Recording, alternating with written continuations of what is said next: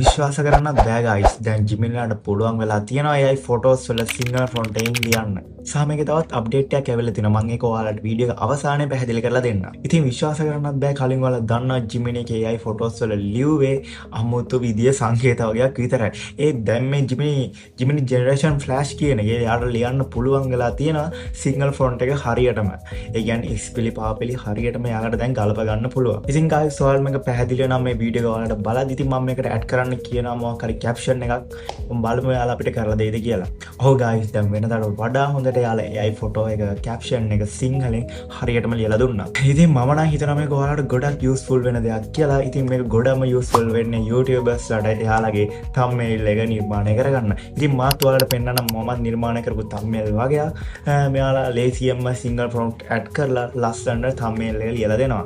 ඉතින් ඔයාලට මම කියන්න හදුව අවසාන දේ තමයි ඔයාලා මොකක් හරි YouTube link එකක් add කරොත් එයාලා ඒ YouTube link එකේ ඇතුලේ තියෙන වීඩියෝ එක ගැන සම්පූර්ණයෙන්ම ඔයාලට පැහැදිලි කිරීමක් කරලා දෙනවා. ඒ කියන්නේ ඔයාලට විනාඩි 12යි තප්පර 5ේදී මෙයා කතා කරන්නේ මොනවද කියලා ඇහුවොත් ජිමිනි එක අනිවාර්යෙන් ඔයාලට උත්තර දෙනවා මොකද්ද මෙයා මේ කියන්නේ කියලා. ඉතින් ඇත්තටම මම නම් හිතනවා මේක ඔයාලට ගොඩක් ප්‍රයෝජනවත් වෙයි කියලා. මොකද මේක AI ජෙනරේෂන් අතරින් ගොඩක් කියලින් ඉන්නවා කියලා මට නම් හිතනවා. ඉතින් ඔයාලට මොකක් හරි ෆොටෝ එකකට සිංගල් ෆොන්ට් එකක් ඇඩ් කරගන්න ඕන වුණොත් ඔයාලට දැන් ජිමිනි එක පාවිච්චි කරන්න පුළුවන්.